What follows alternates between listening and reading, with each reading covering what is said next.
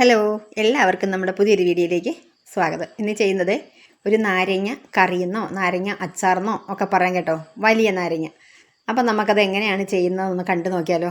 ഒട്ടും താമസിക്കാതെ നമുക്ക് വീഡിയോയിലേക്ക് പോകാം. അപ്പം നമുക്ക് ഓണത്തിനൊക്കെ സദ്യയ്ക്ക് വിളമ്പാൻ പറ്റിയ ഒരു അടിപൊളി നാരങ്ങ കറിയാണ് കേട്ടോ. അപ്പോൾ അതിന് വേണ്ടിയിട്ട് ഒരു വലിയ നാരങ്ങയാണ് എടുത്തിട്ടുള്ളത്. പല പേരിൽ ഈ നാരങ്ങ അറിയാം. വലിയ നാരങ്ങ, പിന്നെന്താ ഉടിച്ചൂത്തി നാരങ്ങ, അങ്ങനെ എന്തൊക്കെയോ പേരിൽ അറിയപ്പെടും ഇതില്ലേ. അപ്പോൾ ആ നാരങ്ങ നമുക്കൊന്ന് ചെത്തിയിട്ട് ഇതിൻ്റെ തോലൊക്കെ ഒന്ന് കളഞ്ഞിട്ടെടുക്കാം. അപ്പോൾ ഇതിൽ നമുക്ക് പച്ചക്കറി വണ്ടി പോകും കേട്ടോ. അപ്പോൾ ആ പച്ചക്കറി വണ്ടിയിൽ കൊണ്ടുവന്നിട്ടുള്ളതാണ് കേട്ടോ ഇത്. അപ്പോൾ ഏതോ ഒരു വീട്ടിൽ നിന്ന് കൊടുത്തിട്ടുള്ളതാണെന്ന് പറഞ്ഞു, ഇങ്ങനെ കൊടുക്കുന്നതാണെന്ന് പറഞ്ഞു. അപ്പോൾ അതേ ഇങ്ങനത്തെ ഈ പച്ച ആ ഒരു നാരങ്ങയുടെ ആ ഒരു തോല് ശകലമെങ്കിൽ ഇരുന്നിട്ടുണ്ടെങ്കിൽ കയ്പ്പ് വരും കേട്ടോ. അപ്പോൾ അത് നമ്മൾ എന്തായാലും നന്നായിട്ട് ചെത്തിക്കളയണം. അതെല്ലാം നന്നായിട്ട് കട്ട് ചെയ്ത് കളഞ്ഞെടുത്തിട്ടുണ്ട്. അത് നമ്മൾ പണ്ട് കൊച്ചിലേക്കത്തെ ഈ നാരങ്ങയുടെ തോലിങ്ങനെ എടുത്തിട്ട് ഇങ്ങനെ കണ്ണിലാക്കും പോലെ നാരങ്ങയുടെ ഓറഞ്ചിൻ്റെയൊക്കെ ആ ഒരു ഓർമ്മ തോന്നി കേട്ടോ. അത് നല്ല ഫ്രഷ് നാരങ്ങ ആയിരുന്നുകൊണ്ട് തന്നെ നല്ല ജ്യൂസ് അതൊന്ന് വരുന്നുണ്ടായിരുന്നു കേട്ടോ.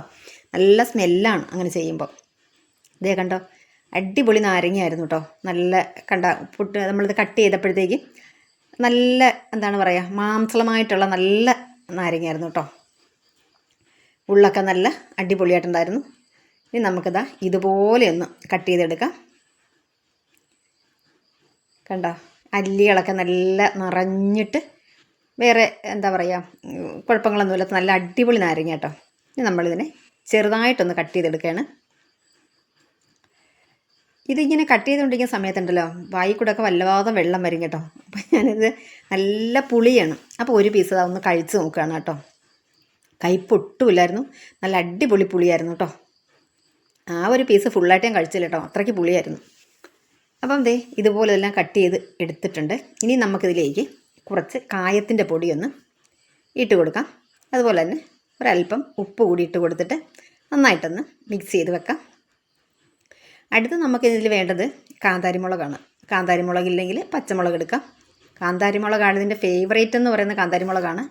ഈ അച്ചാറിൻ്റെ ഒരു ഹൈലൈറ്റ് എന്ന് പറയുന്നത് ഈ കാന്താരിമുളകും വെളുത്തുള്ളിയാണ് കേട്ടോ. മുളക് പൊടി നമ്മൾ ചേർക്കുന്നില്ല.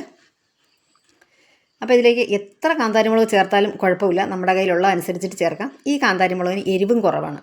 പിന്നെ ഇത് ഇത്രയും വെളുത്തുള്ളി ഉണ്ട്, ഒരു 50 ഗ്രാം വെളുത്തുള്ളി തോലൊക്കെ കളഞ്ഞെടുത്തപ്പം ഇതാ ഇത്രയുണ്ട്, അതുകൂടെ എടുത്ത് വെച്ചിട്ടുണ്ട്. വെളുത്തുള്ളിയും എത്ര കണ്ട് ചേർത്താലും ടേസ്റ്റ് തന്നെയാണ് കേട്ടോ. ഇനി ഒരു ഇടിയപ്പത്തിൻ്റെ പാത്രത്തിൽ വെള്ളം വെച്ചിട്ട് അതിലേക്ക് നമുക്ക് വെള്ളം തിളച്ച് വന്നപ്പോൾ ഇതിലേക്ക് നമുക്കൊരു ഇല വെച്ച് കൊടുക്കാം. ഈ ഇലയ്ക്കകത്താണ് കേട്ടോ ഞാനിതൊന്ന് വാട്ടിയെടുക്കുന്നത്. ഈ കാന്താരിമുളകും വെളുത്തുള്ളി വെറുതെ നമുക്ക് പാത്രത്തിൽ വേണമെങ്കിലും വെച്ച് കൊടുക്കാം. ഇങ്ങനെ ചെയ്യുമ്പോൾ നല്ലൊരു സ്മെല്ലൊക്കെ വരും. പിന്നെ അതേപോലെ തന്നെ നമ്മുടെ എടുക്കാനായിട്ടും സൗകര്യമുണ്ട്. അപ്പോൾ അതുകൊണ്ടാണ് ഈ ഇല വെച്ച് കൊടുത്തിട്ടുള്ളത്. ആദ്യം ഈ വെളുത്തുള്ളിയാണ് വെച്ച് കൊടുത്തത് കേട്ടോ. അതൊന്ന് വാടി വന്നതിന് ശേഷം നമുക്ക് കാന്താരിമുളക് വെച്ച് കൊടുക്കാം. ഒരു 2 മിനിറ്റ് നല്ല തിളച്ച് കിടക്കുന്ന വെള്ളത്തിൻ്റെ മുകളിലേക്ക് ഇല വെച്ച് കൊടുത്തിട്ട് 2 മിനിറ്റ് കൊണ്ട് തന്നെ വാടി വരും. ഒരുപാട് വാടി പോകരുത്, വെന്തു പോകരുത്, ഉടഞ്ഞു പോയിട്ടുണ്ടാവും, അങ്ങനെ ആകാൻ പാടില്ല. വെളുത്തുള്ളി ഇവിടെ നമുക്ക് റെഡിയായി കിട്ടിയിട്ടുണ്ട്. ഇനി കാന്താരിമുളക് വെച്ച് കൊടുക്കാം. കാന്താരിമുളകിന് ഞെട്ടൊന്നും കളയണ്ട കേട്ടോ. ഞെട്ടൊക്കെ കളയാതെ ഇടുമ്പോഴത്തേക്കാണ് ഒരു രസം കൂടുതൽ തോന്നുന്നതിന്. ഇനി നമുക്കിത് കാന്താരിമുളകും ഒരു 2 മിനിറ്റേ വെച്ചിട്ടുണ്ടായിരുന്നുള്ളൂ. അത് നന്നായിട്ട് വാടി കിട്ടിയിട്ടുണ്ട്. അത് നമുക്കിനി ഇങ്ങെടുക്കാം. എന്നിട്ട് ഇതിൻ്റെ വെള്ളമൊക്കെ നമ്മളൊന്ന് ഒപ്പിക്കളയുന്നത് നല്ലതാണ് കേട്ടോ. അപ്പം അടുത്ത ചെയ്യുന്നത് ഒരു പാൻ വെച്ചിട്ട് അതിലേക്ക് നല്ലെണ്ണ, അതായത് എള്ളെണ്ണയാണ് കേട്ടോ ചേർത്ത് കൊടുക്കുന്നത്. ഞാൻ ഇതേ നല്ലെണ്ണ അതാണ് കേട്ടോ ചേർത്ത് കൊടുക്കുന്നത്. ഇതിട്ട് ചേർത്ത് അച്ചാർ വയ്ക്കുമ്പോഴാണ് ഏറ്റവും ടേസ്റ്റ് തോന്നുക കേട്ടോ. എത്ര നാളിരുന്നാലും കേട് വരാറുമില്ല. അപ്പോൾ ഇനി നമുക്കിതിലേക്ക് എണ്ണ ചൂടായി വന്നപ്പോൾ കടുക് ചേർത്ത് കൊടുത്തു. ഒരു ടീസ്പൂണോളം കടുക് ചേർത്ത് കൊടുത്തു. അതുപോലെ തന്നെ ഉലുവയും നല്ലതുപോലെ ഈ ഒരു നാരങ്ങക്കറിക്ക് ചേർത്ത് കൊടുക്കണം. 1 ടീസ്പൂൺ ഉലുവയും ചേർത്ത് കൊടുത്തു. പിന്നെ വറ്റൽമുളകും കറിവേപ്പിലയും ചേർത്ത് കൊടുത്തു. പിന്നെ നമ്മൾ നേരത്തെ ആവിയിൽ വെച്ചിട്ട് വേവിച്ചെടുത്തിട്ടുള്ള വെളുത്തുള്ളി അതും ചേർത്ത് കൊടുത്തിട്ട് നല്ലതുപോലെ ഒന്ന് മിക്സ് ചെയ്ത് കൊടുക്കുകയാണ്. ഇതിൽ കിടന്ന് നല്ലതുപോലെ വെളുത്തുള്ളി ഒന്ന് വാടി വരണം. അതുപോലെ തന്നെ നമ്മൾ വാട്ടി വെച്ചിട്ടുള്ള കാന്താരിമുളക് ഇതിലേക്ക് ചേർത്ത് കൊടുക്കുകയാണ്. എല്ലാം കൂടെ നന്നായിട്ടങ്ങ് മിക്സ് ചെയ്ത് കൊടുക്കാം. അപ്പോൾ ഈ സമയം കാന്താരിമുളകൊക്കെ ഒന്ന് പൊട്ടാൻ തുടങ്ങും. അങ്ങനെ പൊട്ടി വരണം. അപ്പം നമുക്കൊന്നും അടച്ച് വെച്ച് കൊടുക്കാം, അല്ലെങ്കിൽ നമ്മുടെ കയ്യിലേക്കൊക്കെ പൊട്ടിത്തെറിക്കുന്നുണ്ടാവും.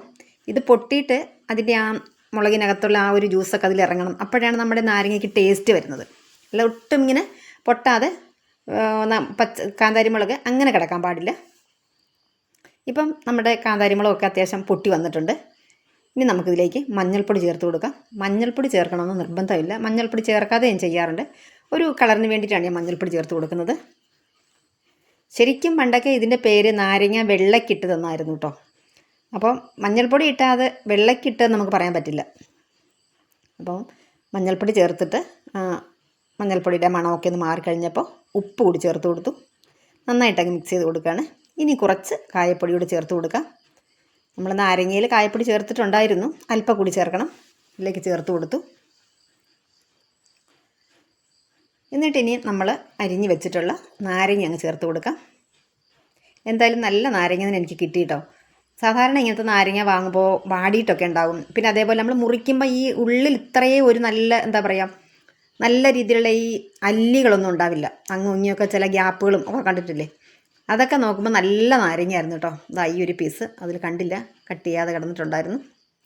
അതിങ്ങെടുത്തിട്ട് ഞാൻ കട്ട് ചെയ്ത് കൊടുത്തു. അപ്പോൾ നല്ല ഫ്രഷ് ആയിട്ടുള്ള സാധനങ്ങളൊക്കെ കിട്ടി നമ്മൾ പാചകം ചെയ്യുമ്പോൾ ഒരു പ്രത്യേക സന്തോഷമാണല്ലേ. എനിക്ക് അങ്ങനെയാണ് കേട്ടോ. അതുകൊണ്ട് ഞാൻ പറഞ്ഞില്ലേ, നല്ലൊരു രീതിയിൽ വയ്ക്കാൻ നമുക്കൊരു സന്തോഷമാണ്. അപ്പം നന്നായിട്ട് നാരങ്ങ ചേർത്ത് കൊടുത്തിട്ട് ഇളക്കി നന്നായിട്ട് മിക്സ് ചെയ്യാണ്. എന്നിട്ട് ഇതുപോലെ ഒന്ന് കൂട്ടി വെച്ച് കൊടുത്തിട്ട് നമുക്ക് ഒന്നങ്ങ് അടച്ച് വെച്ച് കൊടുക്കാം. നല്ലപോലെ ഈ പച്ചമുളകിൻ്റെയും വെളുത്തുള്ളിയുടെയൊക്കെ ഫ്ലേവറൊക്കെ നമ്മുടെ നാരങ്ങയിലേക്ക് പിടിക്കട്ടെ. ഒരു 2 മിനിറ്റ് ഒന്ന് അടച്ച് വെച്ചിട്ടുണ്ടായിരുന്നു. ഇനി നമുക്ക് തുറന്ന് നോക്കാം.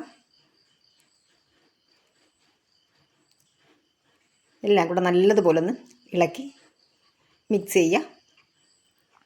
ഇപ്പോൾ കണ്ടോ, നാരങ്ങയൊക്കെ ഒന്ന് വെന്ത് ഒന്ന് ഉടഞ്ഞ് ചേർന്നിട്ടുണ്ട്. അതുപോലെ തന്നെ നമ്മുടെ കാന്താരി മുളകും. പക്ഷേ വെളുത്തുള്ളി അങ്ങനെ ഒരുപാട് ഒന്ന് പൊട്ടുന്നതുകൊണ്ട് കുഴപ്പമില്ല, ഒരുപാട് അങ്ങനെ ഉടഞ്ഞ് ചേരാൻ പാടില്ല കേട്ടോ വെളുത്തുള്ളി.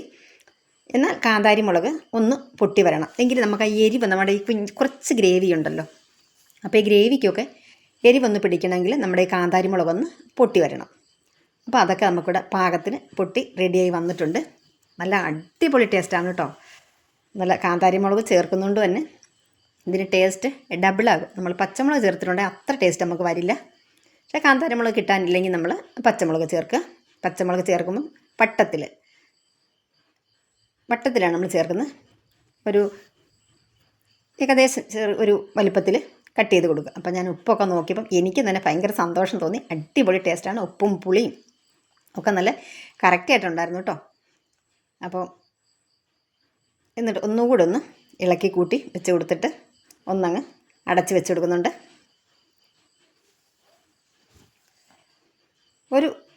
ഒരു മിനിറ്റ് വെച്ചതിന് ശേഷം ഒന്നുകൂടി ഒന്ന് തുറന്നിട്ട് നോക്കുന്നുണ്ട്. അപ്പോൾ അത് ഏകദേശം നമ്മുടെ നാരങ്ങ കറി ഇവിടെ റെഡി ആയിട്ടുണ്ട്. ഇനി ഇതിലേക്ക് ഒരല്പം ഉലുവാപ്പൊടിയുടെ ചേർത്ത് കൊടുത്തു. നന്നായിട്ട് മിക്സ് ചെയ്യാണ്.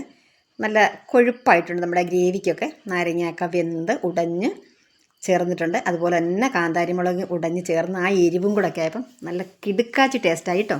നമുക്ക് ഓണസദ്യക്കൊക്കെ വിളമ്പാനായിട്ട് ഒരു അടിപൊളി സംഭവം തന്നെയാണ് കേട്ടോ. അപ്പോൾ ഇവിടെ എല്ലാം ഏകദേശം ഒന്ന് റെഡിയായി വന്നു. ആ ഗ്രേവിയൊക്കെ കണ്ടോ, നല്ല പറഞ്ഞതുപോലെ കൊഴുത്ത്. അതേപോലെ നമ്മുടെ കാന്താരി മുളക്, വെളുത്തുള്ളി ഇതൊക്കെ നല്ലതുപോലെ വെന്ത് നല്ല സോഫ്റ്റായി വന്നിട്ടുണ്ട് കേട്ടോ വെളുത്തുള്ളിയൊക്കെ. ഇനി കഴിക്കുന്ന സമയത്ത് നമ്മൾ ഈ വെളുത്തുള്ളി ഇങ്ങനെ കൈ കൊണ്ട് നല്ലതുപോലെ അതുപോലെ ഉടഞ്ഞ് വരും കേട്ടോ. അപ്പോഴാണ് ടേസ്റ്റൊക്കെ നമുക്ക് കിട്ടുക, നമ്മൾ ഉദ്ദേശിക്കുന്ന രീതിയിലുള്ള ആ ഒരു എന്താ പറയുക രീതിയിലെത്തുക ഇത്. അപ്പോൾ ഇനിയും ചേർക്കുന്നത് ഒരല്പം വിനാഗിരി 1 ടീസ്പൂൺ മതി, നിർബന്ധമില്ല, വേണമെങ്കിൽ മാത്രം ചേർത്താൽ മതി. ഇപ്പോൾ ശരിക്കും പറഞ്ഞിട്ടുണ്ടെങ്കിൽ ഇതിന് ഈ വിനാഗിരിയുടെ ആവശ്യമില്ല, കാരണം നല്ല പുളിയുണ്ടെങ്കിലും എല്ലാം ഒന്നിൻ്റെ ഒരു കുറവ് വേണ്ടാന്ന് വിചാരിച്ചിട്ടുണ്ട് അല്പം വിനാഗിരി ചേർത്ത കേട്ടോ. അതുകൂടെ ചേർക്കുമ്പോഴേ ആ ഒരു നല്ല എന്താ പറയുക ഒരു ടേസ്റ്റിൽ എത്തുള്ളൂ. അതാണ് ഒരല്പം മാത്രം ഞാൻ ചേർത്ത് കൊടുത്തു. പിന്നെ നമുക്ക് കുറച്ച് ദിവസത്തേക്ക് ഇരിക്കണമെങ്കിലും വിഷയം വരണ്ടാന്ന് വിചാരിച്ചിട്ടാണ് ആ വിനാഗിരി കൂടി ചേർത്ത് കൊടുത്തത് കേട്ടോ. അപ്പോൾ അതേ ഇവിടെ നമ്മുടെ നാരങ്ങ കറി നല്ല കിടുക്കാച്ചി ടേസ്റ്റിൽ റെഡി ആയിട്ടുണ്ട്. ഇന്നത്തെ വീഡിയോ ഇഷ്ടമായി എന്ന് വിശ്വസിക്കുന്നു. താങ്ക്